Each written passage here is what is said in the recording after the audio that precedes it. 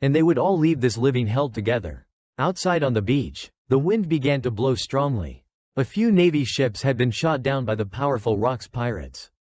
And not only them, but many other notorious pirate crews were also arriving. The battle at sea thus erupted. But the pirates clearly showed their overwhelming power. Rocks also ordered his crew to land on the island and steal the treasure. Formidable and powerful figures stepped out one after another. The first pair was Whitebeard and Stussy, with Queen Gloriosa standing beside them. Along with them were Big Mom and Kaido. Golden Lion Shiki demanded that whoever stole the treasure would own it. John was also very interested in the treasures on the island. All of them were recognized legends in the pirate world. Whitebeard feared that Rocks would forget the purpose of coming here, so he asked everyone to check the treasure first. Golden Lion Shiki was not very pleased because he always spoke like a leader. Kaido wanted to fight Roger but was advised against it by Big Mom. News of the powerful pirates present at God Valley destroying the hunt angered the celestial dragons. The navy was being attacked from all directions without being able to retaliate. For some reason, news of this island had spread. And at this moment, Roger's pirate crew had also arrived to join the fun. This would be the fiercest battle to date, with powerful crew members arriving one after another. From above, Saint Garling saw the chaos and immediately ordered his soldiers to retreat to protect the celestial dragons. He and 2 other holy knights would confront the other pirates. The explosion of the 2 pirate crews turned the entire island into a sea of fire. Ivankov urged Kuma to quickly get the reward before one of them stole it. Outside at sea, good news had arrived for the navy as reinforcements had arrived. The person who came was Garp and his brothers. Their only target was Roger's pirate crew. Inside, the 2 children had successfully taken the rare devil fruits. Finding a warehouse, they were about to eat them when Big Mom suddenly rushed over. Ivankov held the legendary devil fruit in his hand, but before he could do anything, it was stolen. Kuma saw this situation and was scared. Urged by his friend to run away, Ivankov risked his life to hold them off so that everyone would have a chance to live. The boy was told to eat it and survive. Even if it was just one of them, it was more than enough. Kuma obediently swallowed the devil fruit but didn't know how to use its power. As he ran, he was attacked by Saturn. He had noticed Kuma because he possessed Buccaneer blood. He declared that Kuma's fate was to be a slave and die. That had been decided by the flow of history. Despite the pain, Kuma was not despairing, asking him if he was an important person. It was strange how some people were born important, and others were labeled as slaves from birth. The boy wished to possess a power like Nika's, so he could save the miserable people in this place. The battle at God Valley continued for many days, but in the end, it was erased from history. The scene shifts to some time later. Somehow Kuma's group escaped the deadly island. The story of hero Garp was being widely discussed, but no one knew about the escaped slaves like them. In the end, this trio still couldn't know what happened to the battle on the island. In all that chaos, Kuma, with his devil fruit power, saved over 500 lives. The other 2 brothers were extremely proud of that. Everyone thanked the boy with tears of happiness. And Kuma's hands were considered the hands of liberation. These words reminded the boy of his father's advice: survive and endure. And one day the warrior of liberation will come. Having achieved the freedom he longed for, Ivankov had to bid farewell to his 2 younger siblings to set sail on his own. And they would never forget what had happened. As for Ginny, she chose to stay with Kuma to think about what to do with her life. She was 4 years older than Kuma, so she acted like an older sister, wanting to raise Kuma properly. However, because her body was too small, she couldn't do heavy work. So her younger brother had to help her by collecting firewood for Ginny. They would use it to sell for money, so they wouldn't have to steal anymore. That day, on their way home, they were stopped by some children. After learning that Kuma was only 9 years old, they tried to bully him. Seeing this, Ginny didn't say much and rushed in to teach them a lesson. Kuma, whose head was swollen from being beaten, stood up and removed the pain with his power. From then on, the children there started to become closer to the 2 of them. They almost followed them every day to help. With money, the couple bought a lot of food. Kuma always gave the best part to his older sister. Although small, Ginny could eat twice as much as Kuma, so she would have to work more. That night, they told each other about becoming slaves at the age of 4. Seeing his older sister laughing, Kuma thought it was better not to bring this up again. Before that, They had never imagined being able to eat their fill like today. Tears began to fall, even though they were free. Perhaps from now on, they would never forget the days they lived in hell. Kuma also recalled losing his parents, and then others falling one by one. Now, Ginny was his only relative, and when he saw her cry, Kuma cried too. The time they spent together was full of happy days. So seeing his friend cry, he couldn't hold back his tears. The scene shifts to 8 years after the events in God Valley. Ginny and Kuma have now grown much more, still running their family church while helping the local people in many ways. With his ability, all the pain that the elderly in the village were suffering was drawn out. And they simply thought it was a miracle that Kuma brought. Because he always helped others like this, he was very much loved. And some people had even known Kuma's parents before. After the whole family disappeared, she was really worried, but seeing the child from that year return and live like this now, she felt much more at ease. It seems the secret about the bloodline in his body is still hidden. And everyone believes that the young man's parents must be very proud. When their son has become such a wonderful pastor, an old man asked if Kuma could perform miracles on a normal day. And upon hearing this, Ginny immediately got angry and flatly refused, saying that healing could only take place on Sundays.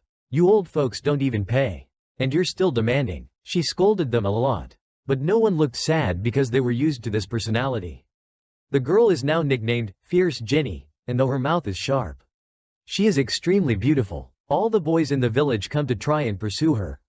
But they see that she already has Kuma. So surely no one will be able to win her over. Hearing this, Ginny blushed and further affirmed her feelings for the younger boy. The old folks looked triumphant, saying that they had lived to this age, so of course they would understand. They also supported the feelings of the two. But in the end, Ginny chased them away. Kuma is very compassionate and lets the old folks sit and play for as long as they want. By the afternoon, everyone wanted to pay the two, but they had no money. Here they had to pay almost all of their earnings to the celestial dragons. The newly crowned king was also greedy, so life became even more difficult. King Bekori was known for being cold and heartless. If someone was sick and couldn't pay tribute, they would be thrown into prison, and the only outcome then was death. This person served under the celestial dragons, so the elderly here could hardly live in peace. If they didn't want to be arrested, they had to keep their bodies healthy to work. So every time Kuma healed them, they were extremely grateful. He smiled and said this was what he should do. And he invited everyone to come next week. And he would continue to treat them as he did today. Everyone was overjoyed because this could prolong their lives a little. But few knew what Kuma had to endure to create miracles. His devil fruit could push other people's pain out. But that pain didn't disappear. Instead, it would have to be absorbed into the body of the kind pastor himself. For a long time Kuma had hidden this, enduring the pain himself every night. Every time this happened, Ginny had to sit outside. She couldn't help at all, so she was just as pained as the younger boy. This is also why they can only do this once a week to allow Kuma's body to recover in time. Bearing all the pain of others, the pastor's body showed many wounds. Despite this, Kuma still tried to endure so that his sister outside would worry less. Ginny cried streams outside. She could only tend to her brother's wounds. She wondered why Kuma could do this to his body every week. It was beyond a human's endurance. He smiled and said it was okay. Pain and suffering would not disappear on their own if no one accepted it. He himself was used to enduring, and the most important thing was that helping others made him feel happy. He also had to apologize to Ginny for making her worry, promising to try to train to be stronger so that pains like today would no longer be a concern.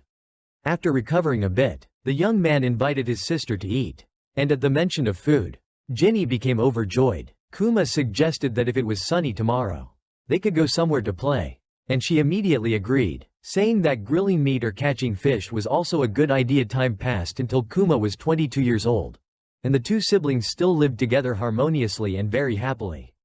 Ginny was 4 years older than Kuma and had reached marriageable age. Seeing a rainbow outside, she had an idea, so she asked Kuma to marry her, which shocked him greatly, although he liked her very much. Kuma was afraid that the past would repeat itself. He carried the buccaneer bloodline, and if it were discovered again, his future wife and children would also be implicated. If he married Ginny, he would certainly be very happy. But no one could guarantee whether their future lives would encounter misfortune. Rejected, Ginny was very angry but could not say anything. Today's newspaper reported on the Revolutionary Army, led by Dragon, whom Kuma greatly admired. He had instigated protests in many countries to help civilians, and Kuma was sure that he was a true hero. And one day, he also wanted to go out to sea and contribute in the same way, to help others like the warrior of liberation, Nika. At this moment, some friends came to visit with gifts. These three people all liked Ginny very much, so whenever they caught a large haul of fish, they would bring it to curry favor. She was angry, so she threw the basin directly at Kuma's head, calling him an idiot because they had endured so much together. Yet he was still afraid of people encountering misfortune. After a while, a major event occurred in the land where they lived. The elderly people, whom the two of them had often helped, were now arrested by soldiers because they were no longer able to work. Just then, the kind young man arrived with the intention of saving everyone. The soldiers thought he was just a pastor, so they were not afraid. They even threatened that interfering with the work of the royal army was a capital offense. Seeing the elderly people crying for help, Kuma could not stand by. He did not want anyone to become a slave like him, so he actively attacked. With the power of the devil fruit, the young man easily knocked everyone away. Taking that opportunity, everyone ran towards Kuma for protection. The remaining soldiers had to face the anger of the pastor. He created a giant hand and threw it at them, and its pressure blew all the soldiers away. The next day, the current king received news that the policy of arresting people had been strongly opposed. Fearing that the entire kingdom would resist, he did not care and devised a plan to separate the dissenters from the kingdom. Gradually, people in other areas also viewed them as a threat. Thus, no one else opposed the arrest of people in the southern land where Kuma lived. After a while, Ginny's group was imprisoned. They were now considered outlaws. Originally, only Kuma was supposed to be arrested, but the others could not stand the soldiers' actions, so they intervened and were also arrested. However, everyone smiled because they were locked up together like this again. Kuma felt resentful that the southern region was considered a land of slaves.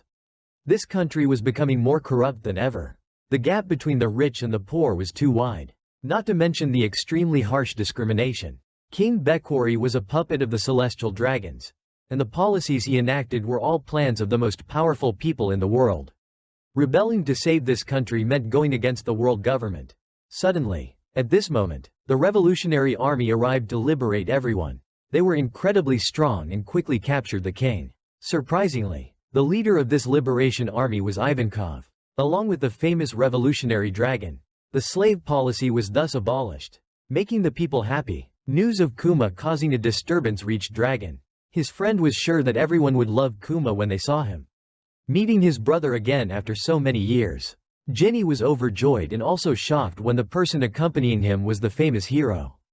Both immediately invited him to join the Revolutionary Army.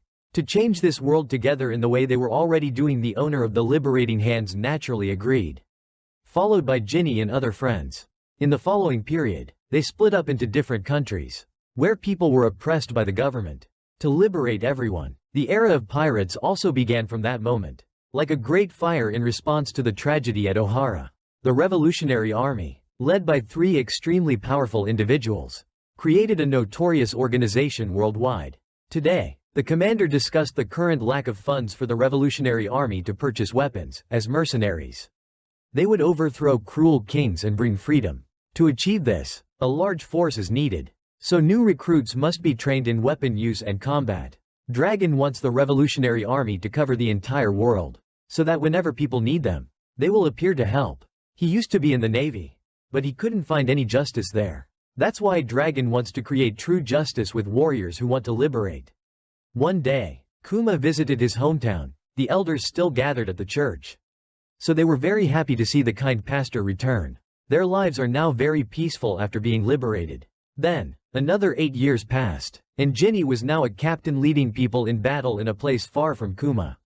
Today, she seemed very happy because she was about to meet her beloved again. However, an urgent message was then reported to Dragon, saying that the enemy had captured Ginny. This was a huge shock to Kuma, making him worried. At the Revolutionary Army's main base, ever since Ginny was captured, bad things kept happening. Today, they received news that the rebels in Tumi, in the southern sea region, were being overwhelmed and needed reinforcements. Ivankov refused, as there were currently many wounded people from other kingdoms on their ship. Hearing this, Kuma cast aside all his sadness from losing Ginny and volunteered to go reinforce the rebels. With his devil fruit ability, he could reach the location in an instant. Ivankov objected, fearing Kuma's mental state was unstable. However, just as he ran to stop his comrade, Kuma activated his teleportation ability on himself and flew away at the speed of sound. The scene shifts to the Southern Sea, where soldiers equipped with armor and weapons were overwhelming the rebels. The very next second, Kuma landed in the middle of the battle, filled with resentment towards those sent by the celestial dragons. Every time he remembered the image of that woman, he fell into despair. The day Ginny was captured, Dragon received news that a celestial dragon had taken an interest in her, which was why the government had captured her to be that man's wife. At present, Kuma was much stronger than before, no matter how hard the soldiers tried. They couldn't do anything to him. The young man activated his devil fruit ability, unleashing his ultimate move, Ursa Shock, blowing away all enemies. But the anger in his heart remained. Saving that woman from the celestial dragon was impossible. But at least Kuma had freed the people there from the brutal rule of the king. After 3 years of non-stop fighting, the Revolutionary Army immediately became heroes in their eyes, and the flag of liberation flew high. But no one could understand the pain Kuma was enduring. After resolving the situation, the young man called Dragon, saying he was very tired and needed to rest for a while. The scene shifts to 2 years later, from the time Ginny was captured and became the celestial dragon's wife. Today, for some unknown reason, she managed to escape and brought a child with her. This was the child Ginny had with that celestial dragon. After returning to her familiar home, Ginny immediately called her comrades. Hearing Kuma's voice, she tried to sound cheerful as before, saying she was back. Everyone was happy she was alive. But the very next second, Ginny revealed that she had an incurable illness. That's why she was discarded and returned like this. Although she really wanted to see everyone again, she probably couldn't anymore. This would be her final farewell to her comrades and Kuma. He heard this and also shed tears, thinking they would never see each other again. He asked where she was and said he would come immediately. But she stopped him, saying she was about to die anyway and didn't want her comrades to see her in this state. For people who had faced life and death together like Ivankov and Kuma, hearing Ginny's farewell felt like the sky was about to collapse. Although she knew their feelings, she still wished everyone wouldn't come. At the decisive moment, Kuma remembered there was only one place for Ginny to return to. That was the church where they grew up together. As he left, the woman asked Dragon and Ivankov to take care of their friend. Ginny uttered her last words, saying she would always love Kuma, then closed her eyes and passed away. Later, the young man returned to the old house and saw the elders still waiting there. Going inside, he saw Ginny, only a soulless body remaining. No matter how many times he called her name, she did not respond. Her body and face were covered in stones. Ginny had previously said that when exposed to sunlight, her skin would turn blue and she would be unable to move. This illness was the cause of the kind woman's untimely death. Old memories flooded back, making Kuma cry out in regret. Unable to bring happiness to that woman, every promise the joyful words of Ginny kept appearing. And in his saddest moment, Bonnie's cries awakened Kuma. Everyone said this was Ginny's daughter, a child who would live on in place of her mother's unfortunate life. Before that, with her last ounce of strength, Ginny had crossed the scorching sea to return to this place and entrust the baby to everyone. From that moment, Kuma also swore to protect Bonnie for the rest of his life. And so, the unfortunate mother was carefully buried. Kuma became a father, but he didn't know how to raise a child. Fortunately, the elderly people there had a lot of experience. Every day they came to teach the big father how to feed Bonnie milk. Everyone was even afraid that Kuma's giant body would crush his daughter. So they requested that Bonnie be kept in an iron cage when sleeping for safety. The mischievous child was extremely fond of eating. Just like Ginny, everyone thought she would grow up to be a beautiful woman like her mother. Time continued to pass until now. The little one could crawl around on her own, and then stand on her own 2 feet and walk to her father. To everyone's excitement, hearing Bonnie call him Papa, Kuma was extremely moved and hugged his small child, carefully raised by her kind father and the elderly people in the village.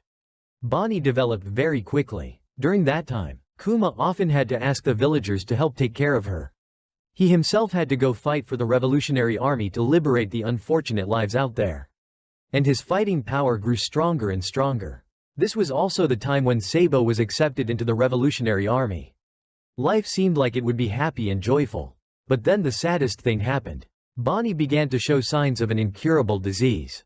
Just like Ginny, that night, as soon as he completed his mission, Kuma returned to his daughter. The two father and daughter happily hugged each other. However, after realizing the child's terrible illness, the father had to close all the windows so that sunlight could not shine inside. The childhood friends who came to visit the two father and daughter that day were also curious to ask what Kuma was doing. And after seeing the blue stones on the cute girl's face, they understood and immediately ran to find a doctor to examine her.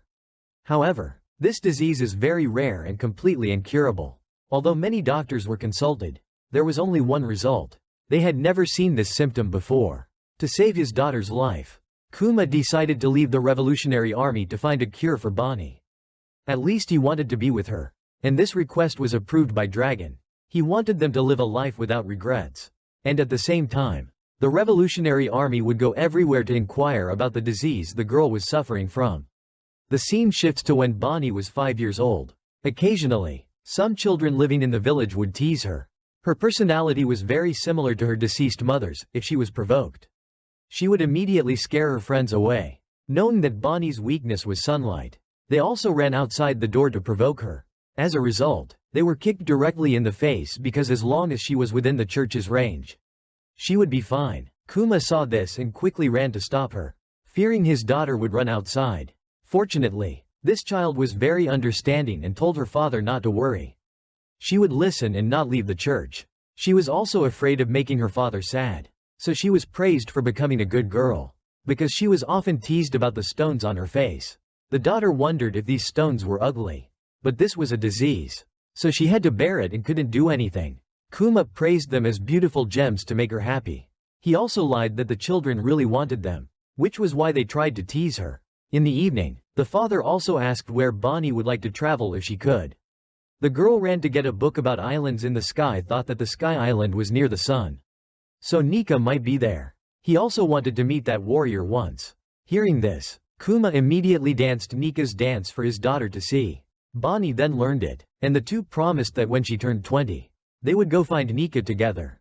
At night, after the child fell asleep, Kuma talked to a good doctor. He knew about that disease and called it sapphire scale disease. When exposed to sunlight, moonlight, or other natural light, the stones on the body would spread. Even if completely avoiding light exposure, it would still develop. Their conversation accidentally woke Bonnie. The doctor was also helpless and had no way to cure it. He also told Kuma directly to prepare himself, that his daughter only had 5 more years to live. As soon as she reached her 10th birthday, the disease would take her life. Hearing this, Kuma sadly turned back, not knowing what to do. Bonnie mischievously ran out to scare him, saying she had heard it. Fortunately, his daughter only heard someone talking about her 10th birthday. She asked her father what happened, and Kuma had to lie, saying that the doctor said she would be cured by the age of 10. He cried because the time was too long, wanting Bonnie to get well quickly so the two could travel everywhere. Hearing this, the girl was extremely excited because then she could travel with her father. Another year passed, and that night, nightmares returned to the Sorbet Kingdom. The elders in the village rushed to ask Kuma for help. They said that King Bekori was doing something similar to 16 years ago. He wanted to burn innocent people alive here. Hearing this, Kuma was extremely indignant. To save those trapped in the fire, Kuma didn't hesitate to rush in and search. Although he managed to get everyone out safely, their homes were completely burned down, and everyone expressed their anger towards King Bekori. Witnessing the children who had lost their loved ones, the pastor couldn't bear it any longer and rushed into the fire to search, despite everyone trying to stop him. On the other side, the king was very pleased to have eliminated the southern region. He had followed orders from powerful individuals, treating the lives of the people there as mere grass. He believed that for the country to become beautiful, sometimes sacrifice was necessary. At this moment, soldiers ran in to report that an angry mob was protesting in front of the castle. These were people living in the southern region and neighboring areas. They called King Bekori a murderer and demanded that he send people to put out the fire immediately. The king immediately ordered his soldiers to shoot down a few people as an example, declaring that anyone who dared to defy the king's decree would be executed. Kuma, standing behind, witnessed the entire event. He immediately rushed into attack, even as the soldiers fired their guns. Meanwhile, At the church, Bonnie was still waiting for her father to return. Seeing so many injured people, the little girl was extremely worried. At the castle, Kuma had defeated all the soldiers. Seeing this, the king was extremely frightened and wanted to bribe him with money. He even promised to give Kuma the entire area he had just burned, saying that he had cleaned up the trash and there was nothing to worry about anymore. This statement ignited the anger in the kind pastor's heart, remembering the distraught faces of the children who had lost their loved ones due to the fire. Kuma clenched both hands, wanting to end the person in front of him immediately. Taking advantage of his distraction, Bekori used a nearby gun to shoot him repeatedly. However, Kuma's super hard body was unharmed, and the pastor slowly approached. The king still tried to intimidate him, saying that if he touched him, the world government would not leave him alone. In his anger, Kuma activated his devil fruit power. He directly collapsed the castle with a single blow. This event was later called the Solitary Revolution in the Sorbet Kingdom. News that King Bekori had been replaced by someone else was reported to Saint Saturn. He was very surprised and asked who that person was, only to learn that the current king was Kuma. He was supported by all the people and crowned king.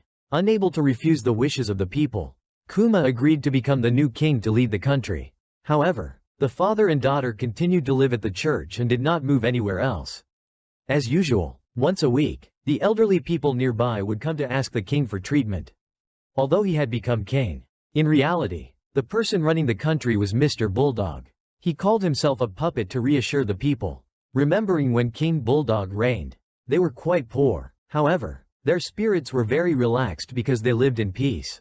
Some people asked where little Bonnie was and then realized someone exercising looked very much like Ginny.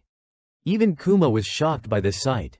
After running closer to see, he realized it was Bonnie, because she was eager to grow up quickly so she could go to sea with her father. She had transformed her body like this. No wonder everyone mistook her for Ginny. After looking in the mirror, the daughter didn't even realize she had transformed herself.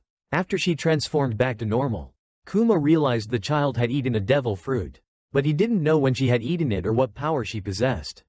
He was so shocked that he fainted on the spot. An old man opened a book and saw that Bonnie had eaten a devil fruit called Toshi Toshi. The confusing thing was that no one knew when she had acquired this power. And Bonnie couldn't control the power yet. The transformation was just spontaneous. Just then, Mr. Bulldog and his mother came to knock on the door. Some people were shocked, thinking that the old woman was Bonnie transformed. The little girl was then called Princess by the old man. He introduced himself as the loyal bulldog of the young master's father. Today, he came in person because of an important matter. Kuma and the other friend, realizing their disrespect towards the Empress Dowager, also knelt down to apologize. She was very fond of Bonnie, so she didn't blame them. The important matter concerned Kuma. The newspaper reported that he was a tyrant who had burned down a village and then used force to seize the throne. This was clearly Bekori's conspiracy. It turned out that Kuma had not killed him that day but had exiled him from the kingdom. Mr. Bulldog said that he was backed by the world government, so he would soon return to reclaim the throne. Hearing this, everyone was scared, because if King Bekori returned, they would surely be killed. They had thought life had finally become peaceful, so everyone was worried. Kuma promised that if that person dared to return, he would fight to destroy all of his forces. The most worrying thing was that if he did so, he would be considered a criminal and would no longer be able to stay in this country. When that happened, he wanted to ask former King Bulldog to take over the throne and also take care of Bonnie for him. Hearing this, he promised to do his best. The cute daughter had now begun to master her transformation ability. Her father instructed her to listen to everyone, as he would have to go far away soon. Hearing this, the little girl was very sad, but knowing that her father was doing it for the country and for everyone, she obeyed and promised to be good at home. The father and daughter hugged each other in happiness. The next day, Kuma set sail on a small boat. As expected, Bekori was helped by the navy. Many warships were dispatched here. As soon as he saw Kuma in front of him, he ordered an attack. However, before he could act, he had already jumped into the sky, and thus the power of the devil fruit was activated. A powerful blow struck 3 warships directly, all of which were sunk. However, Kuma was listed as a wanted pirate. His subsequent actions were considered terrifying, and his bounty also skyrocketed during this time, making Kuma a notorious pirate. As for Bonnie, although she was well cared for, She was not very happy, always missing her father. In this country, everyone considered Kuma a hero, wanting to follow that example. Bonnie thought that after she grew up, she would also become a pirate. The scene shifts to Kuma after leaving his hometown. He visited many places hoping to find a cure for his daughter's illness. Unfortunately, no one knew about the disease. Everyone only sympathized with Bonnie because she couldn't go out into the light to play. Sometimes Kuma also encountered other pirates who wanted to hunt him down. But he defeated them all, because the doctor had previously said that Bonnie would only live for another 5 years. This father tried very hard. The places Kuma visited later were where Luffy's group trained. Disappointed that he couldn't find any valuable information, he cried at night while looking at Bonnie's picture. The next morning, the Revolutionary Army unexpectedly passed by. Seeing his old comrades, Kuma was much happier. They all sat together and drank. Dragon said that Ivankov and Inazuma had been arrested. Just recently, Kuma had been considered a tyrant and a notorious pirate. But they did not believe what was written in the newspaper. Betty then expressed her desire to become the commander of the Eastern Force. He asked in surprise and learned that Dragon always kept that position vacant for Ginny in her memory. And as long as Kuma did not agree, no one could sit in that position. After hearing this, Kuma was very happy and immediately agreed. Knowing that Betty was also a wonderful woman, she was overjoyed and immediately went to show off to her comrades, saying that from now on she had become the new commander of the Eastern Force. Besides this, Dragon also said that Sabo, Koala, and the other children all wanted to see Kuma again. The young generation of the Revolutionary Army is gradually growing stronger. He also wished Kuma could see that. It felt great to have good teammates. And he himself witnessed the events happening in the world. He really wanted to return to the Revolutionary Army to help liberate the unfortunate lives out there. Unfortunately, time with Bonnie was running out. But Dragon had good news for the father and daughter.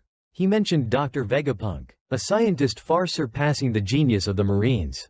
After a recent accident, he had moved to another laboratory, so security was currently very lax. Although not certain, Dragon thought Vegapunk might be able to cure Bonnie. Hearing this, Kuma was moved to tears. Finally seeing some progress, Dragon added that the doctor was eccentric but pursued his passion intensely and was very trustworthy. Immediately after, Kuma bid farewell to his old comrade, also thanking Dragon because he had almost given up. And if Bonnie could be cured this time, he would rejoin the Revolutionary Army to fight alongside everyone. Dragon smiled and said, "Let the wind decide our fate, my friend." A few days after returning home, Kuma saw his daughter defeat a soldier. It turned out this was how she trained while her father was away. Knowing she would set sail this time, Bonnie was overjoyed. Crossing the frozen land, they arrived at Laboratory 8, where Dr. Vegapunk was. Upon seeing Kuma's large body, he was very shocked. Immediately, the doctor proposed to study his body. Bonnie's first impression of the old man was his overly long head. After learning the girl was sick, Vegapunk also examined her, realizing it was sapphire scale disease. He affirmed he could completely cure it. Hearing this, the father and daughter jumped for joy. To cure the girl, technology not yet applied in medicine would have to be used. However, a large sum of money would be needed for a complete cure. A preliminary examination of Kuma also shocked him, as he learned Kuma was a buccaneer. Since he was working for the government, they were no different from enemies. Fortunately, the doctor did not pay attention to this issue. They discussed the plan to create countless clones of Kuma to form an army of robots. He would have to donate blood for research purposes. In return, he would not have to pay the huge amount for Bonnie's treatment. Although he knew his clones would later fight for the Marines, Kuma still agreed. He felt Dr. Vegapunk was a good person, so it should be fine. Their agreement was also established. A few days later, a Navy ship was sent to Laboratory 8, and Kizaru was the one who appeared. Due to his acquaintance with Dr. Vegapunk, he was sent by the government to talk. Upon entering, he immediately put down his communication device. The doctor boasted that he would create a new future for humanity in this place. His friend saw that Vegapunk was not at all familiar with the laboratory, to the point that he was constantly monitored by the government but still hadn't realized it. After pointing to the ceiling, the doctor finally discovered the device. He sighed and asked his friend what he was doing there. Kizaru said that all conversations here were being monitored, and Vegapunk's negotiations with pirates were unacceptable. The doctor angrily pointed and said he hated Kizaru's attitude. Kizaru didn't know what to say, only that he was there for work and couldn't disobey orders. Immediately after, the call connected with Saint Saturn on the other end of the line. He said that saving a child had nothing to do with the current work. Even if Bartholomew Kuma was a perfect person to base clones on, the world government would never accept that a notorious pirate, with a 296 million berry bounty, would become the face of the Navy in the future. If the Navy used a clone of such a person, they would lose all face. The doctor, hearing this, thought that science didn't need to care about face at all. If the cloning project succeeded, they would save countless lives. Saturn admitted that if it succeeded, the government would gain immense power. So he wanted to propose 3 additional conditions for Kuma before agreeing to treat Bonnie. First, Bartholomew Kuma would have to become one of the Shichibukai, meaning he would have to serve the government from now on. The reason was that recently, a rookie pirate named Ace had defeated a Shichibukai, so they needed someone to replace him. The pirate era had begun to stir, and Kuma was the perfect candidate. As for the second condition, he would have to become a weapon for the Navy, meaning Kuma's body would be modified to become a machine. Because as a Shichibukai, with Kuma's special great power, he would become a great threat to pirates. This would greatly help the Navy. And Kizaru also supported it. But Dr. Vegapunk could not accept it. Saturn then continued, saying that since Kuma was a former member of the Revolutionary Army, he didn't want him to use his power against the world government. Therefore, the third condition was to give up all his mind and freedom. Hearing this, the old man immediately reacted strongly, because that would be no different from a death sentence waiting for Kuma. He asked Saturn if the other Shichibukai were not obeying him, that he had to go to this extent. A robot without will is just an empty shell. And he himself didn't want to become a murderer at all. The other party didn't give Vegapunk a choice. They called him the Navy's scientist. The 3 conditions above were the price to save the life of a criminal's daughter. If they didn't accept, the government had no obligation to spend a huge amount of money to operate on an unknown child. Bonnie outside was still happily running around. For the doctor, performing surgery based on those 3 conditions was inhumane. With no other choice, Kuma made the final decision, which was to agree to follow Saturn's words. He asked Vegapunk to perform the surgery to save his daughter. At first, he thought the government would push the 2 father and daughter to the point where they couldn't be saved. But if Bonnie lived, it wouldn't matter if he sacrificed his own life. He smiled through his tears, thinking Bonnie was about to be saved. This was truly painful for Vegapunk, witnessing the father who loved his daughter so much wanting to sacrifice everything for her. The doctor couldn't hold back his tears and cried along. Outside, Sentomaru was talking to someone when he saw Bonnie crawl over. The mischievous girl constantly teasing him. The body modification and complete treatment for Bonnie were estimated to take about 6 months. After that, she would need another year before she could go outside. In total, it would be 1.5 years.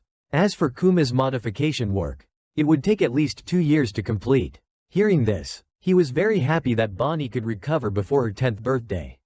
Saint Saturn directly stated that his daughter was just a hostage, to ensure that Kuma would always obey. He wanted to send people to supervise Bonnie after the surgery.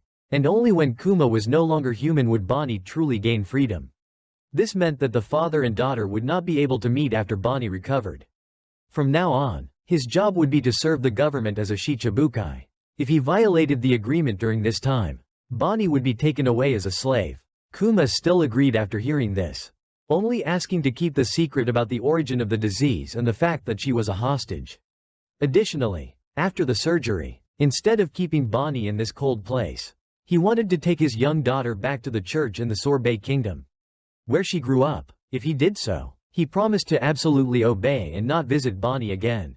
Saturn then accepted, thinking that the next 2 years would be very interesting to watch. Outside, Bonnie ran to call her dad, saying she was very well behaved, and that they would have to stay here for at least 6 months for the surgery. Kuma lied that he also had a disease and would need to stay for further examination. The father and daughter got acquainted with Sentomaru and asked him to play with Bonnie during this time. Inside the laboratory, Dr. Vegapunk was trying to write down all his ideas for Kuma's modification, to the point where others had to help collect his notes. From here, Vegapunk also implemented the idea of creating copies of himself to reduce his workload. In the following period, Bonnie underwent continuous surgeries, which made her bored. Fortunately, Sentomaru was there to play with her. even though he wasn't very free. But because he was so fond of this girl, the young man still agreed. As for Kuma, he was also beginning the process of transforming into a cyborg. Although it was quite painful, he was very happy when he saw his daughter laughing and playing happily.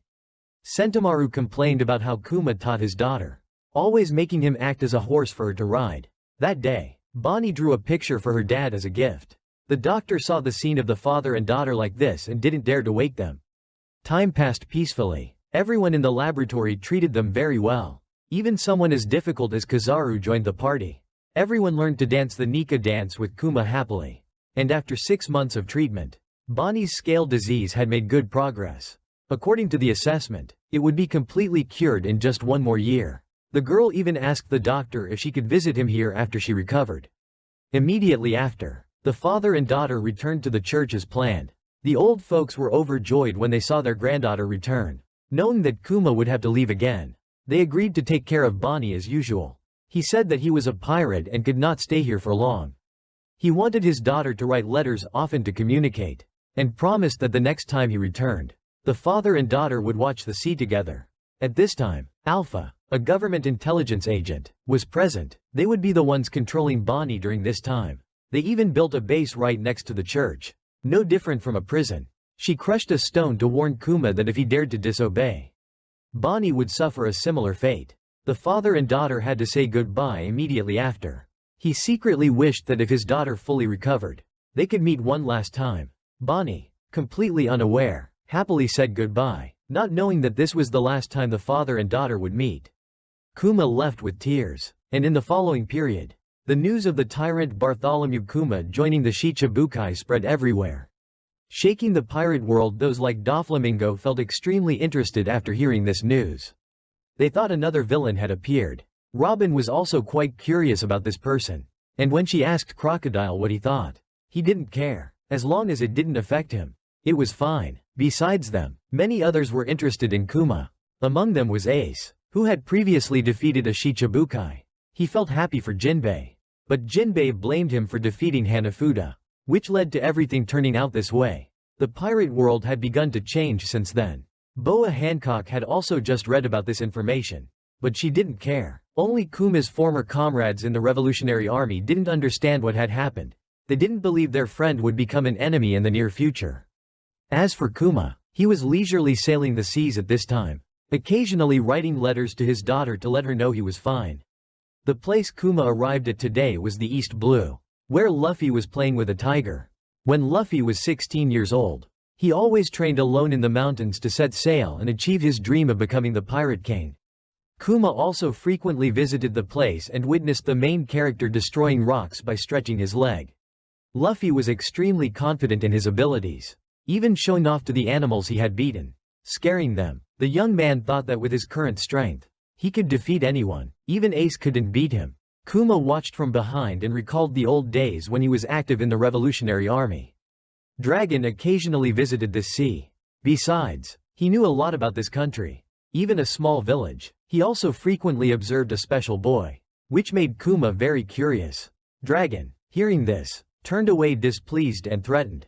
"I'll deal with you right now if you keep talking about this." The reason is very simple. Children are a parent's weakness. Understanding the issue, Kuma apologized and swore he would not mention it again. Back to reality. Luffy was still showing off his abilities to the forest animals. He really wanted to become a pirate, form his own crew, and search for treasure. Seeing the two poor, scared animals, the main character also said that he wouldn't eat cowards, so they shouldn't worry. At this moment, a bell suddenly rang from Kuma's side, alerting Luffy. However, when he ran to check, he found no one. Only an indescribable chill down his spine remained. The main character thought that perhaps it was a powerful beast like the Lord of the Forest that was here. To find it, Luffy took a running start and destroyed the rock behind him, but still saw nothing. Meanwhile, Kuma received news that pirates were attacking at sea and had to be eliminated. With his abilities, he teleported directly to the scene. The people on the ship said that the pirates had robbed all their goods. Kuma also took the injured to a nearby hospital, ignoring the command to quickly eliminate the pirates.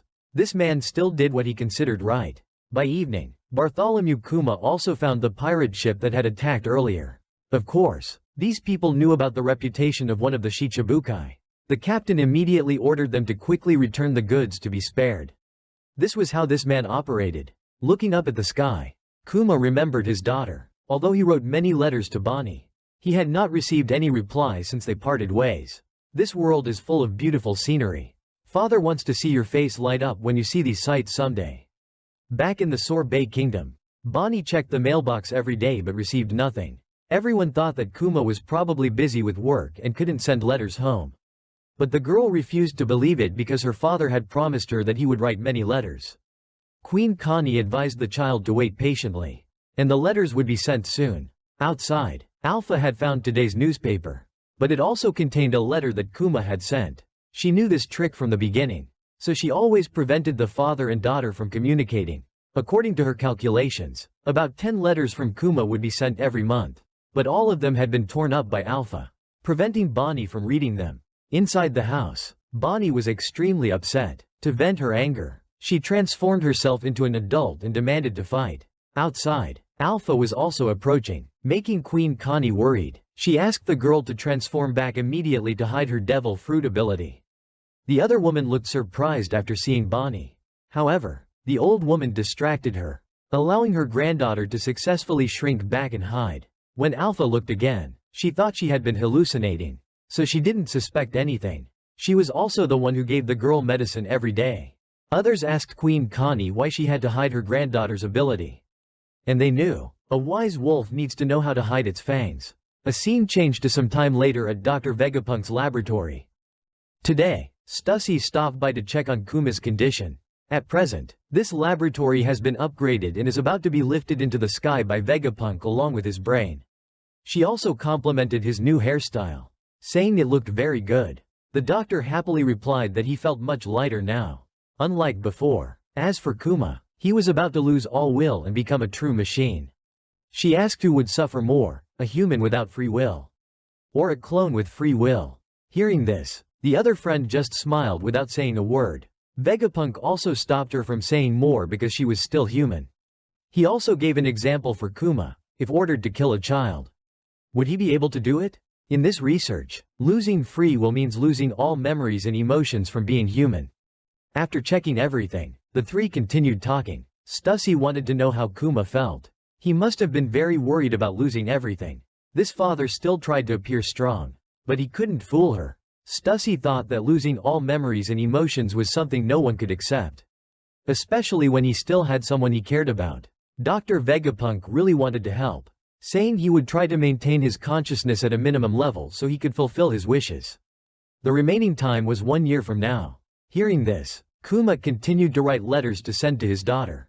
In the coming year, he would write down all his lifelong emotions. Hearing this, Stussy felt quite happy. Bonnie was almost 9 years old, so this was an early birthday greeting letter, although he didn't know if it would reach Bonnie. The scene shifts to the girl's birthday. Everyone at the church held a grand party to celebrate. Her favorite food was a special pizza made by Granny Connie. Everyone ate happily until evening. Unfortunately, no letter had arrived yet, making the child sad. She remembered what her grandmother had said, that she was always looking forward to it. Tears began to stream down her cheeks. Bonnie blamed her father for promising to send her letters, but none had appeared. The scene shifts to the Revolutionary Army headquarters. Dragon had just received news that Kuma had come to help again and seemed surprised. Thanks to this, their side escaped a dangerous situation. However, that comrade left immediately without saying anything. Hearing this, Dragon ordered them not to follow him, because that's what Kuma wanted. Just leave him be. He must have some unspoken reason. In the following period, Bonnie finally recovered and could go out like a normal person. She ran to celebrate with the old woman when the stones on her face had completely disappeared. After asking to go out and play, Alpha stopped her, saying they were assigned to take care of her until her 10th birthday. The girl thought she was lying because Dr. Vegapunk had said she would recover within a year. She wanted them not to interfere anymore and ran outside, but was pulled back. The opponent did not hesitate to use force to warn her, forcing Bonnie to give up. Later, Granny Connie said that those people were government intelligence agents. The day before, she had gone drinking and talked about Bonnie's recovery. She didn't know the motive of those people. However, she had a bad feeling because Alpha wanted to keep the healthy child at home for another 6 months. It was also strange that Kuma hadn't sent any letters home. This could very well be related. To help her granddaughter, she talked to the Gyogyo group. She wanted Bonnie to set sail and find her father, by transforming into an old woman so she could fool the government people. Just like that, as soon as she finished packing, the girl successfully disguised herself as Granny Connie and escaped.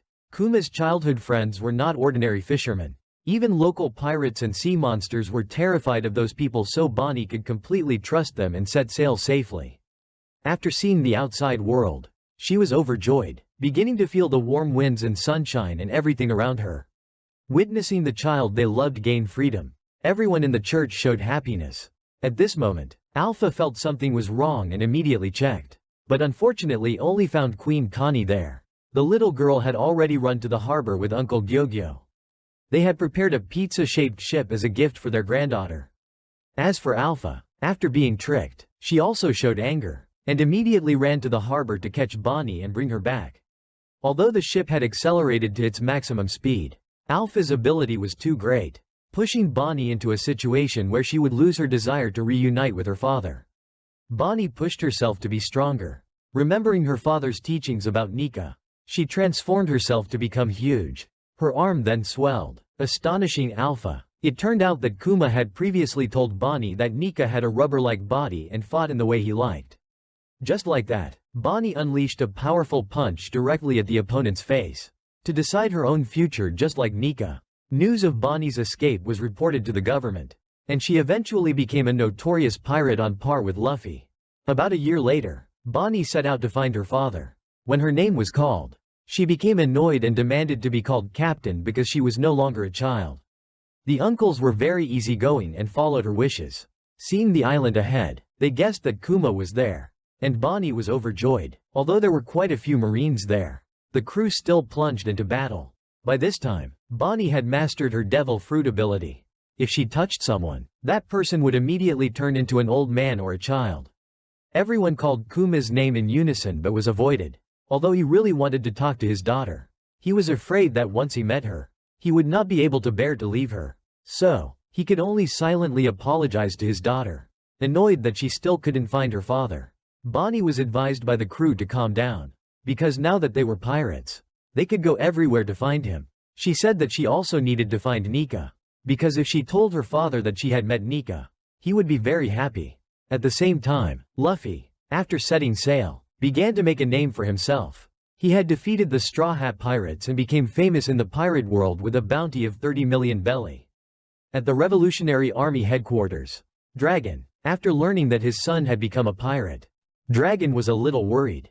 Ace was also showing off his brother's achievements to Jinbei, surprising his friend. Kuma was also following Luffy and Bonnie's journey. She took the form of a little girl but still had the soul of a child, asking the crew to only steal from bad guys. In addition, she also started wearing lipstick to look like an adult. Bonnie's next goal was to become famous in the pirate world. That way, her father would pay attention to this daughter. In the new world, Kuma had returned to meet Dr. Vegapunk. This was also when the clone warriors based on Kuma were born. The body transformation process went quite smoothly. The doctor asked about the child who dared to declare war on the world government and was answered. That was Dragon's son. Even more coincidentally, Luffy fought against the government with his rubber ability. Just like the main character was exactly Nika, the hero in his imagination. The next time the Straw Hat Pirates defeated Gecko Moria, Kuma appeared on the government's orders. He asked the other crew members to surrender Luffy's life to be spared. However, no one wanted to betray their comrades, especially the captain. So Kuma attacked everyone and was stopped by Zoro. He wanted to use his life to exchange for Luffy's life. He also declared that his captain would become the Pirate King. It was said that Kuma agreed to push all the pain in the main character's body out. If Zoro wanted to endure it all, he would spare him. According to calculations, this pain was enough to make him faint. But Zoro was able to endure all the pain, which made Kuma extremely admire him. He thought that Luffy had good comrades, truly worthy of being Dragon's son. Time passed. Ace was captured by the Marines and was about to be executed. All the 7 warlords were summoned to prepare to fight the Whitebeard pirates. At the Sabaody archipelago, Bonnie's pirate crew was eating and drinking. Because there wasn't much time left, Kuma could only watch his daughter from afar. He was also happy that she had become a strong pirate. Suddenly at this time, it was heard that a pirate had defeated a celestial dragon. Out of curiosity, Kuma secretly observed and discovered that it was the Straw Hat Pirates. Witnessing them standing up to save the fishman's slave, Kuma was extremely moved. Images from the past appeared. What Luffy was doing was something no one dared to do. Moved by those scenes, when the Straw Hat Pirates were in danger, Kuma helped them, also silently apologizing to Dragon and Ivankov when he decided to disappear without a word. As a mark of his existence, before losing his memory, he wanted to entrust hope to the younger generation. So he took all the members of the Straw Hat Pirates everywhere to train. At that time, Luffy didn't understand anything, thinking that he had lost all his crewmates. So he cried a lot. The new world was very harsh. Kuma understood that the Straw Hat Pirates were still too weak. They had to try to train for a while, and one day they would be the saviors of the world. At the end of the Sabo de Archipelago incident, Dr. Vegapunk was ordered to erase Kuma's memories immediately. He still tried to help his friend, but Saint Saturn disagreed, fearing that if Kuma caused trouble, no one would be strong enough to stop him, still considering Dr. Vegapunk as a normal scientist hired by the government. Vegapunk only asked to keep a part of Kuma's memories, but was still refused. The order was to turn that person into a completely obedient machine, leaving no free will. Saturn himself was also a scientist, so he advised the doctor not to think that he could outsmart him. Sadly, he went to see his friend and was encouraged by Kuma. It seemed that this man had heard their conversation. Finally, the day he lost all his freedom arrived. Although they had only known each other for 2 years, they had many good memories. The first mission the doctor put into Kuma's head was to fight the Whitebeard pirates under the government's orders. After this mission, Kuma also wanted his friend to program another mission. That was to protect the ship for the Straw Hat Pirates until a crew member returned. That was their home and their future. Although he couldn't witness Luffy's growth, he put all his hope in the protagonist. He made his heart pound. Although Nico was just a legend, that legend had begun to come true. If there was a hero who could change the world, it had to be Luffy. Vegapunk agreed when he heard that.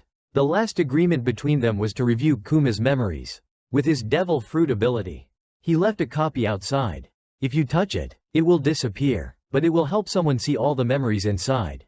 Vegapunk had a remote viewing device so he could see it without touching it. In his last moments, Kuma looked back at his life. From being a child living with his parents, to becoming a slave and losing all his loved ones. Everything was like a sad movie.